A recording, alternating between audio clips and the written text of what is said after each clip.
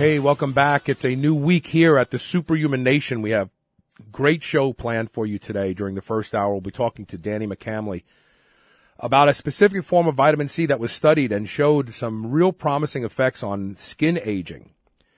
Then during the second hour, we're going to be joined by Dr. Molly Fox to talk about what role does hygiene play in the world distribution of Alzheimer's disease. You know, we've talked about the diminishing diversity in the microbiome. We've talked about the Amish gut study. We've talked about how architecture is influencing microbes. And is there a linkage between the microbes in our world and the development of Alzheimer's disease? I promise you'll find that discussion very interesting. This discussion also very interesting. Welcome to the show, Danny McCamley. Good afternoon, Carl. How are you? Fantastic. So we hear a lot about antioxidants, the value of antioxidants. We know that some of these antioxidants, more specifically vitamin C, has found its way into the cosmeceutical industry.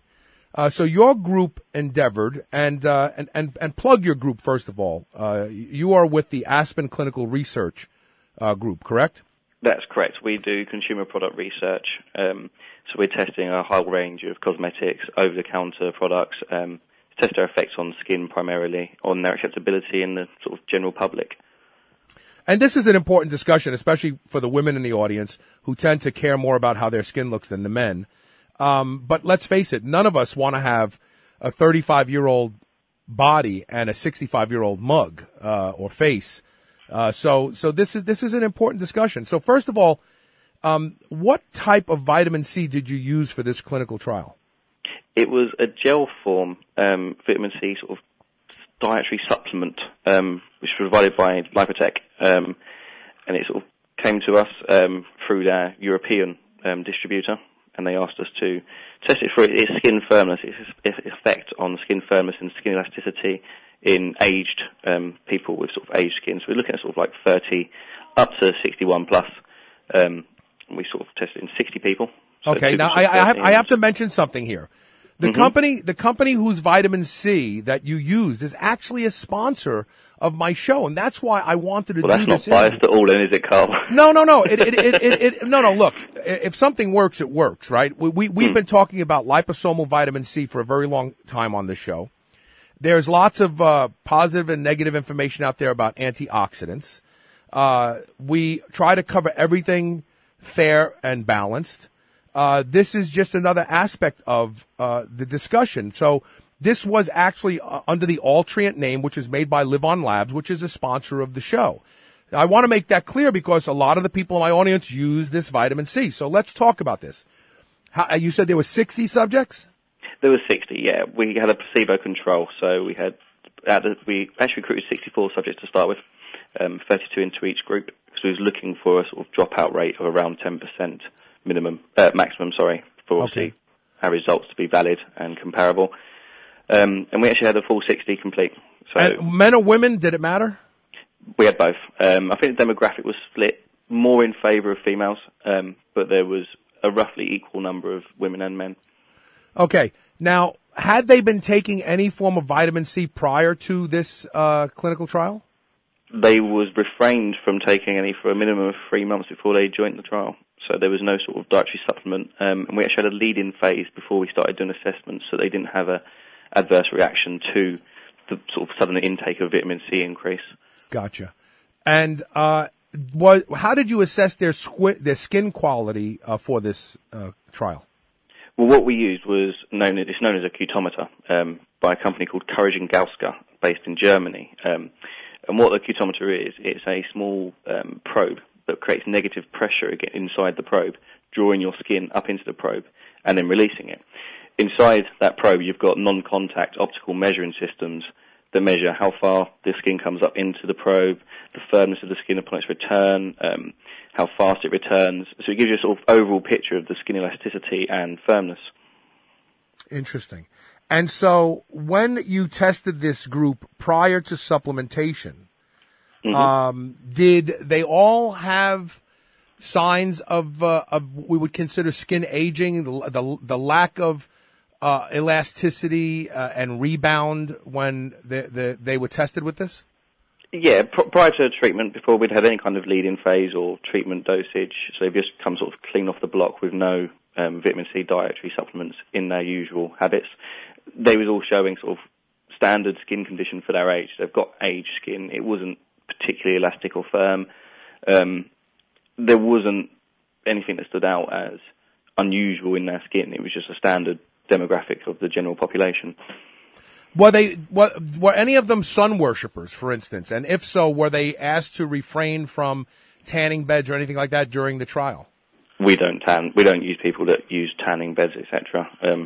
It just adds too many variables in. So one of the prohibitions of the study was no deliberate exposure of the facial area to natural sunlight or other sources of UV. So tanning booths, sunbeds, sunbathing. It was just all cut out. What was the placebo? Was it was it just the vehicle, the liposomes with no vitamin C compounded into it? I believe it was a glyco syrup, just to sort of improve the flavour slightly, but there was no active in there that would have had an effect similar to vitamin C. Now, they was both provided by lipospheric.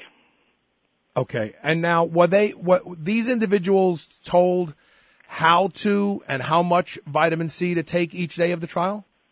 They was indeed. We, at Aspen, we follow the ICH. I mean, ICH is obviously applicable to the pharmaceutical industry, so it doesn't really come into our cosmetic world, but we tend to follow the spirit of their guidelines. So all subjects and volunteers are informed of, you're either going to be on a placebo group or an active group. This is the two products that you may have, whether it be a placebo or an active, and the kind of effect that you're going to be seeing from either or, what we're looking to investigate, etc. So they've got complete informed consent. And then were they required to take their vitamin C at a certain time every day and with specific instructions, like take this with food or upon awakening or something like that? Exactly. I mean, they started off on one sachet a day in the morning, just to lead them into the study. And they did that for a week.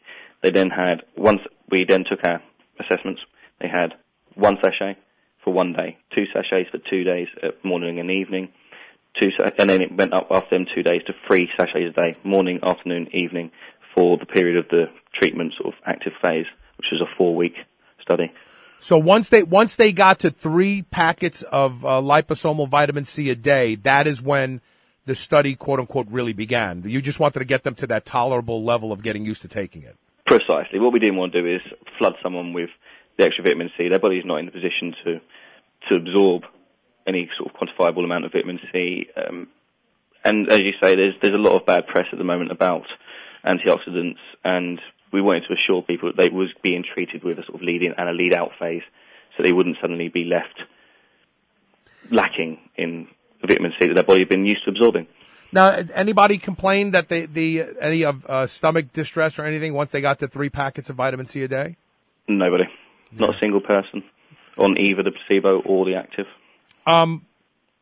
I take that vitamin C, I just squeeze it in my mouth. I actually like the flavor. I've had a lot of people say, no, it doesn't taste that good, so you have to squeeze it into a shot glass of water and then just kind of throw the whole thing down. Is that how this group did it, putting it in a juice or water or something like that? They were told they were allowed. They could put it into juice or liquid, or they could take it neat depending on their preference. There was no stipulation on either or. Interesting. So, okay, so they took this, the actual trial lasted 14 days, 2 weeks. Once they were at the 3 packets per day level. 4 weeks, Carl. I'm sorry, 4 weeks. I apologize. What did I see? 2 weeks. We had assessments at week 2 and week 4. So that perfect. That was my question. So when did you actually start looking to see if there were changes occurring in the skin? So was that the 2 week point? Yeah. We had our pre-treatment baseline. We then had their lead-in phase. And then at week 2, once they was on to their actual active phase, at week 2 we took assessments, and then again at week 4, and that was whilst they were on their 3 sachets a day. And what we see at week 2 was a 15.1% increase in skin firmness compared to their baseline, and 32.7% by week 4. So the trend was continuing upwards. Okay, here's what I want to do. I want to take our first break, and when we come back, I want to talk about this trending and also what you learned from this study. We're talking with Danny McCamley. We're talking about a product that's offered on this show, liposomal vitamin C, and its effect on aging skin. Let's face it, we all want our skin to stay youthful as we age. Who cares? Many of us work so hard to have fantastic physiques, and then when you look above the neck, it's really not a pleasant thing. This could be something that you should add to your repertoire if you are not already using it. Stay tuned. We'll be right back. We're talking with Danny McCamley, and we're talking about liposomal vitamin C's effect on aging skin. So let's get back to the treated and untreated group here for a second, Danny. The individuals that were treated with the supplement and tested at 2 weeks and 4 weeks showed a continuous increase in the quality of the skin, right? They did indeed. But the group that was receiving a placebo saw really no change whatsoever in the quality of their skin. No, there was no statistically significant change, and even the mean values, the mean values went from 0.553 to 0.552 to 0.554. So there is no real deviation on the mean there. There was no deviation statistically speaking. There was no change, whereas in the treated group there was a continual trend to improve firmness. Yeah, which was 0.548, 0.631, and then on the fourth week, 0.727. So this is statistically significant changes over the course of the 4 week period. It was, just with a simple P test, you was looking at significance to the power of 10 times minus 24. It was ridiculously significant.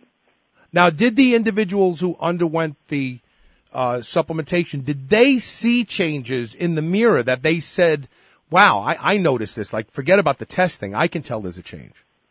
They did. Alongside the sort of cutometry testing we was doing, we also did question people on whether they found their skin was firmer, younger looking, whether they felt there was improved moisturization, reduction in the fine lines and wrinkles, just a general improvement on their skin. And it's interesting to note that on the active group, 30 of the people, which the full group, said that there was a general improvement to their skin condition. That they all liked the appearance of the product and taste of it alongside its actual effect. And whilst we're on that sort of line of thinking, I was just listening to the advert in the commercial break, and it was mentioning about health, colds and flus, and sort of in each group, we also questioned them whether they was ill during the period. Yeah, I saw that.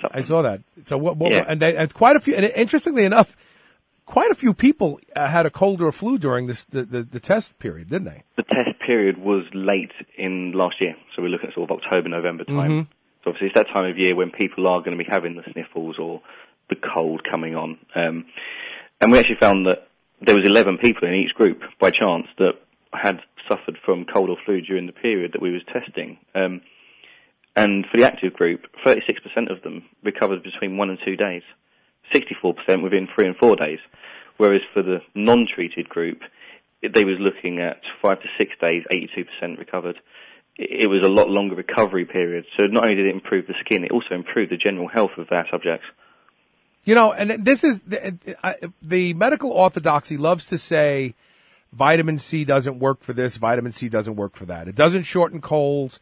It doesn't affect cancers. The Mayo Clinic study that tried to reproduce what was done by Linus Pauling and another, I want to say, German scientists, that they were infusing individuals with vitamin C, and they used oral vitamin C. And the point I'm trying to make here in a long way around is the reason vitamin C doesn't do the things that it's purported to do, in my humble opinion, has more to do with the recommended daily allowances that governments put out there, 60 milligrams. Yeah, it doesn't do anything. But when you're taking 3 grams of it a day, all of a sudden something happens. And it's well known that there isn't a risk associated with taking excess vitamin C because it just passes through the body into the urine. So there's no long-term side effect to increasing your vitamin C allowance. But, there's a lot of literature recommending that you take a higher dosage than the recommended daily allowances because there is an effect once you reach a certain level. And liposomally delivered vitamin C next to infused intravenous vitamin C is really the best way to do it if you're not using it for specific therapeutic purposes, like you need to get high doses for cancer. Liposomal vitamin C really does provide a quick influx, if you will, into the bloodstream. So at the 4 week point, these individuals saw, and you were able to validate and verify an increase in the quality of their skin. Do you think it would have continued had you followed them for 8 weeks and thereon? It's interesting you ask. We're actually in discussions at the moment with the manufacturer, with Altrient C, to provide a longer-term study to see the effects and the trend, and does it tail off, and at what point does it tail off? Because, this is really amazing. Vitamin C is used within the plastic surgery community. For those who don't know this, about a decade ago, the tumescent fluid that they use to irrigate the fat cells during liposuction now contains ascorbic acid or sorbate, because they learned that by having vitamin C in that fluid actually stimulated collagen production much earlier, causing the skin to tighten up faster once the fat was removed. Now, I am not a proponent of liposuction. My audience knows that. But the point I'm trying to bring out is the effects of vitamin C on the skin are well established. Would you agree with that, Danny? I would. I mean, there was a study done by the University of Leicester in the late sort of noughties on the ascorbic acid 2-phosphate, and they found they improved stimulation of fibroblasts and skin repair on wounds. It also sort of repaired potentially mutagenic DNA problems. So, yeah, I'm a big supporter that vitamin C can have a positive effect on the skin, and it does work fast. Yeah, at 2 weeks is pretty fast, isn't it? Yeah. Now, were you able to ascertain why the skin quality got better? Was it, for instance, greater hydration maybe? Does the vitamin C seem to store itself in the skin, or was it because of increased collagen production? Were you able to assess the pathway at all? We wasn't able to assess the pathway of the cutometer, no. It's maybe something to keep earmarked for the future, depending on where they want to go with the product. But it was just a general overview of the skin condition. Were fine lines and wrinkles noticeably disappearing in some of these individuals? People noticed them. To measure that, what you'd need is a still flow replica, which is a plaster cast of the area you're treating, which obviously for an already ingested tablet or gel product could be any area of the skin. And you compare that plaster cast, that still flow replica, over the period of times, and you can see the decrease in the fine lines and the wrinkles and the depth of them. They weren't investigated in this study, but what we did have was people's opinion of their reduction, and people were noticing a reduction in the fine lines and wrinkles. Whether it was statistically significant or not, I couldn't comment without doing a still flow study. Yeah, right. I understand. I think it does lend itself, if skin's getting firmer and more elastic, that there will be a reduction in the fine lines and wrinkles, because obviously the skin's going to be pulling taut against the face. I wonder how long it takes for the skin to return to its pre-supplementation state once you cease using the liposomal vitamin C. I wouldn't be able to pass comment either. After the 8-week point, subjects were just obviously weaned off the product. But no, I mean, the reversibility, I'm sure there's research out there that liposomal will be able to sort of comment on, otherwise they wouldn't have a market. I think it's interesting that so many men were in this study, and because men typically don't really care about their skin, unfortunately for us, and I mean, and the age, really, the largest group were really 41 to 61 plus. It looks like of participants in the study. So this is saying something significant. If you can get someone who's 40 to 60 years old, the quality of their skin to change in just 4 weeks without buying a ridiculously expensive cosmetic product at some boutique. $200, $300, $400. Women spend $400-$500 a month on things that are supposed to reduce fine lines and make skin quality better. They probably don't like the taste of vitamin C supplements. Yeah. Did any of the subjects ask you if they could get more of it once the study was over? We did have people requesting to know what the product was, where they could purchase it, and we did inform them. Whether they've then gone on to continually use it or not, I wouldn't be able to tell you without sort of bringing them up and asking them, but it was of interest to people. They did they did rate the product highly. I think 100% of people rated it as good or excellent. On their overall perception of the product's benefits themselves. Was there anything about this particular trial that surprised even you? Yeah, well, generally the results we were seeing were better than some topically applied creams, which was a surprise to me. Topically applied creams, depending on the makeup of the actives in the formulation, etc., will have a similar effect to what we've seen with this formula. However, you get some lower end products that are topically applied that didn't have the same statistical significance that we see with an orally ingested vitamin C product. In my opinion, a sort of ingested vitamin tablet isn't meant to have an effect on your skin. So to see it having such a statistically significant effect was a surprise to everyone here at Aspen. Right. And there are plenty of topical preparations now for women that have vitamin C in them for this reason, because, vitamin C is supposed to have such a profound effect on the skin. I'm wondering if because you're rubbing it on the skin, it interacts differently in the way that it gets into the cells as opposed to if you're taking it orally. Yeah, well, obviously, as it's coming on, if you're applying it topically, you're going to have evaporation off of the skin. You're going to have contact with various clothing items, etc., and just general environmental factors are going to prevent it from being absorbed properly into the cells. Whereas taking it orally, there's none of the external variations on the absorption rate. Yeah, and obviously, so it can get to where it's needed quicker. If it's doing that for your skin, it's got to be doing other good things for your body too. Let's do this. Let's take a quick commercial break. When we come back, we'll pick it up. We're talking with Danny McCamley. We're talking about how just 4 weeks of 3 packets a day of liposomal vitamin C improved the quality of aging skin really significantly. And if you are like me and you don't want your face to look like an old shoe any longer, like mine, you may want to consider the liposomal vitamin C offered through LivOn Labs here, because that is the exact product that they use for this research. Stay tuned. We'll be right back. We're talking right now with Danny McCamley. We're talking about liposomal vitamin C and its effect on the skin quality of aging skin. Clearly, there is some magic to this. I hear a lot of talk, Danny, about the effects of carotenoids. Am I saying that right? And skin quality. There's even some people out there who test the amount of carotenoids in the skin to identify if you're getting enough antioxidants in your diet. Does vitamin C influence this at all, do you know? We've never done any research into it. I've seen papers suggesting that it does, and it does improve the level, but that would be a more sort of medical, pharmaceutical study.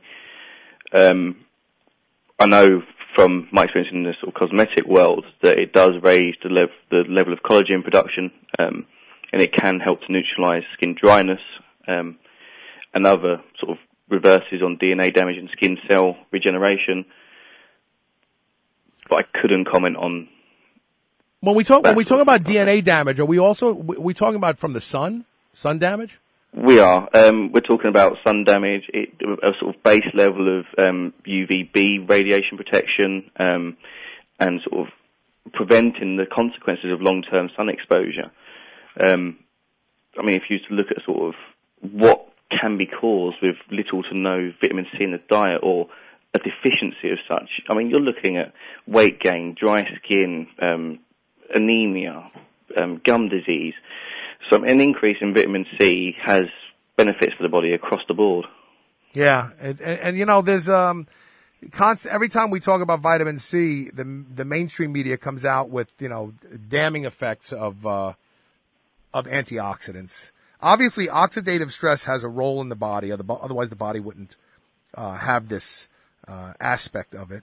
But there seems to be some real magic when you get into the higher levels, the higher doses of antioxidants that you just don't see in the lower doses. And I almost wonder if that's because of almost a hormetic effect, kind of like if you don't take, if you're unfortunate enough to have to take an antibiotic and you don't take it for the full term, you can actually make whatever it was the antibiotic was fighting stronger, because if you don't completely kill it, it becomes more resistant. It comes back more robust.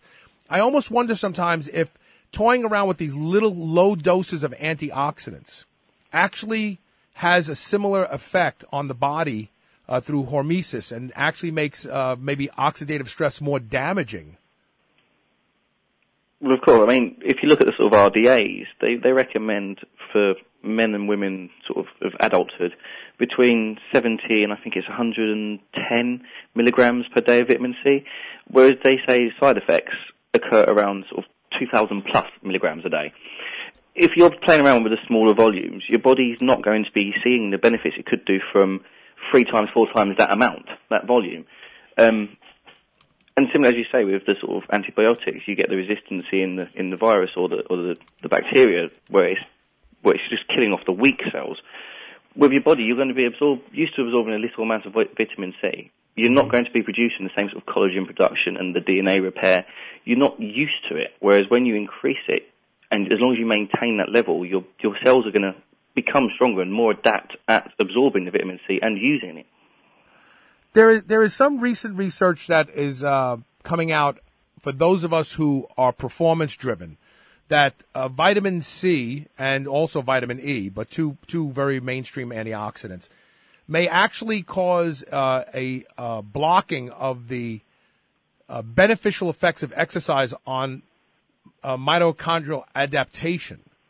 Now, I know this is completely outside the scope of what we're talking about here, but in your research in the past on vitamin C, is there any indication of what role vitamin C plays in mitochondrial function in general? Not that we've been able to pinpoint scientifically. Generally, through sort of self-perception questionnaires, we actually find that people on vitamin C, on a higher vitamin C intake than what's recommended by the RDA, etc., is they're actually seeing a higher level of energy in their perception of themselves. They're noticing, say on a Likert scale, that they're rating themselves as being sort of 4 times as energetic as they were before they started taking the higher intake of vitamin C, which is, I mean, if the mitochondria were slowing down, you wouldn't expect them to feel so energized because they wouldn't be able to respire as quickly. Yeah, that makes perfect sense. What was it? Was there any shortcomings in this research that you did that you could point to and say, well, this is one thing we couldn't correct for, or this is something that we couldn't, really figure into the summary? The placebo group questionnaires, I think one of the only flaw really with the products was the fact that our placebo group was a glucose syrup. Which obviously led to higher energy levels. People liked the taste of it, and they was orally taking a gel form. So the placebo group they did show a sort of placebo effect on their questionnaire results, which we can quite happily discount because the clinical data speaks for itself, and there's no bias on there. What were some of the reported placebo effects in the placebo group? Some of them were, did they notice a sort of improvement to their skin condition, and a large proportion said that they noticed improved moisturization and a general improvement to their skin, that they recovered from colds and flus within 3 to 4 days, that they noticed a general improvement to the skin on their face, and surprisingly, 90% of the placebo group would change their current anti-aging product for a glucose syrup. Boy, there's money to be made in glucose syrup. I think there is. There you go. However, 100% would have changed it for the vitamin C product. Yeah, and as you so aptly point out, the real magic is in the testing of the skin quality, and that's undeniable. Exactly. What we always look for with our sort of self-perception questionnaires is not to stand our claims on the self-perception, but that it correlates to our clinical data. It's all very well me telling a consumer, yes, this will improve your skin, but if they can't see it, they're not going to buy it again. They're not going to look to carry on using that product or to leave their current product for it. So what you look for is that clinical data supports the claim, and the SPQs show that the volunteers and the subjects and users notice the effect that you can see with the clinical data. Interesting. Well, we're going to go ahead and take our last commercial break, but before we go into the break, I wanted to give you an opportunity to plug Aspen has some other research that you guys are going to be doing very shortly. Did you want to talk about some of the upcoming things that you're going to be promoting?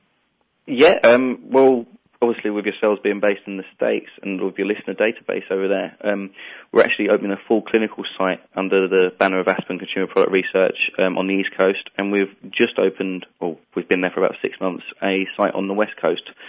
So we'll have some very interesting stuff coming up that I'm sure we'll talk about at a later date, such as a good night snoring ring that sort of prevents snoring, reduces the volume of snoring whilst people are sleeping, which obviously is a large concern for not just the sufferers of snoring, but their partners. We've got products on the board that we're currently under test where they're a tablet ingested form that provides SPF protection in a quantifiable manner. So that there's quite a lot of movement at the moment in the cosmetics industry towards ingested medication, or ingested forms of supplements that improve cosmetic enhancement. Yeah, and I agree 100%. All right, let's do this. Let's take a quick commercial break. We'll be right back with more Danny McCamley. Danny, I just got a message from a listener asking if there's any evidence that, discoloration of the skin is affected by vitamin C intake. You know, I guess she's talking about skin spots. What do you call them?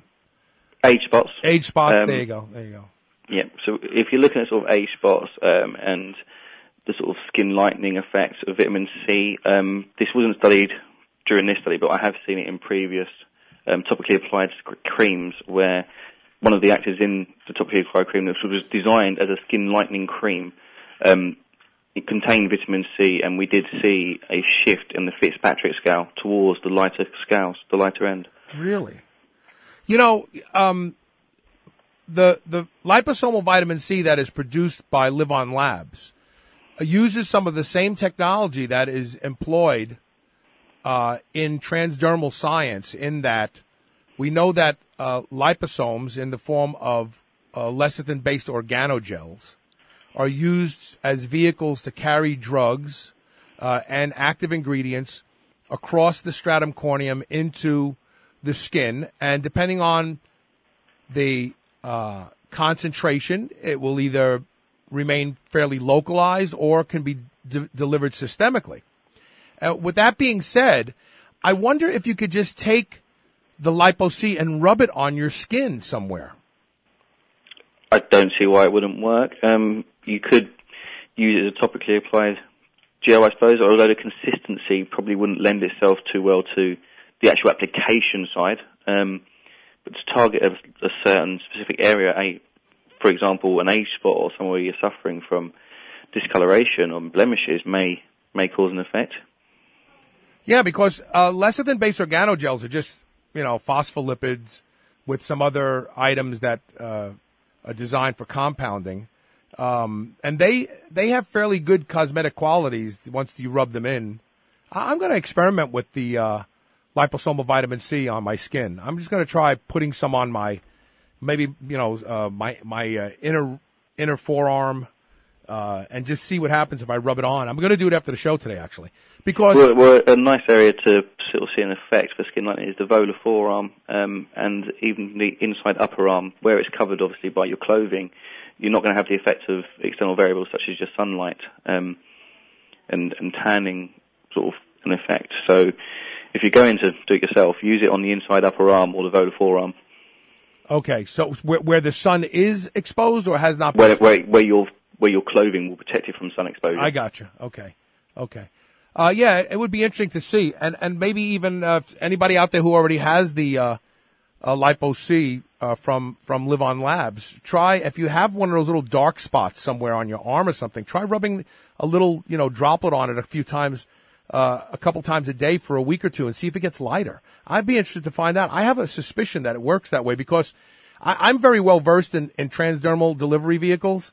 And really, the stuff that they're using for the liposomes is really not very much different than the stuff that's used by compounding pharmacists to create lecithin-based organogels. A little bit of alcohol, it's pretty similar, actually.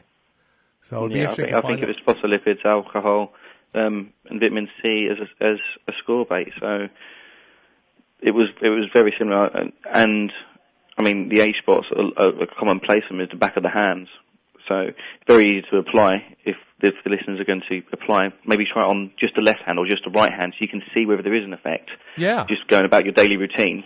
If you do see an effect, obviously let yourself know, let us know. maybe it's worth investigating further. I think it is, personally. And I'm going to experiment with it myself. I really am, because I have a strange suspicion that it will work fine. We've come to the end of the interview. What do you want people to take away from this research when they hear about it? It'd be nice if people stopped listening to the hearsay that they should stick to their RDA. What they should take into consideration is that unless they go to a very, very high level of vitamin C, there's going to be no adverse effect on their body. And actually they're going to see some very positive benefits, such as looking younger, feeling better. They're going to have increase in energy. Their skin's going to be firmer and brighter to appearance. It's worth taking when there's no side effects to the health. And 2 weeks is not a long time to wait to start to see some of the benefits either. Precise. I mean, we evaluated at 2 weeks, and by week 2, we was already seeing a 15.1% increase in skin firmness. So you're probably going to start seeing effects after a week. It's just we wasn't evaluating them at that point. But the trend showed such a steep curve that you're going to notice them within a few days. Were people taking the C with meals or without before meals? Do you know? They're taking it morning, afternoon, and evening, so around their meal time. Yeah, because I have a suspicion that because of the way the lymphatic system works, it would be better to take it with a fatty meal or on an empty stomach. One of those two. That's my own humble opinion, but I could be really off base on that. So it'd be interesting to find out. This is really, really great stuff. And we are going to have you back on the show. As Danny alluded, those of you listening to the show know how adamant I am about getting to the bottom of this snoring epidemic that we see in American males today, and probably men all over the globe, for whatever reason, is unclear. But getting snoring to stop is a critical part of the longevity prescription, in my humble opinion. We're going to have Danny back on in a very, very short period of time to talk about some really exciting stuff that they worked on there at Aspen. And it's not even available in the United States, but we're going to talk about it anyway because maybe we can inspire this company. It will be. Oh, it will be. There you go. There you go. So even better. But we will absolutely book that. Danny, I want to thank you so much for taking time to be on the show today. You're welcome, Carl. Have a lovely afternoon, and I'll speak to you soon. Take care.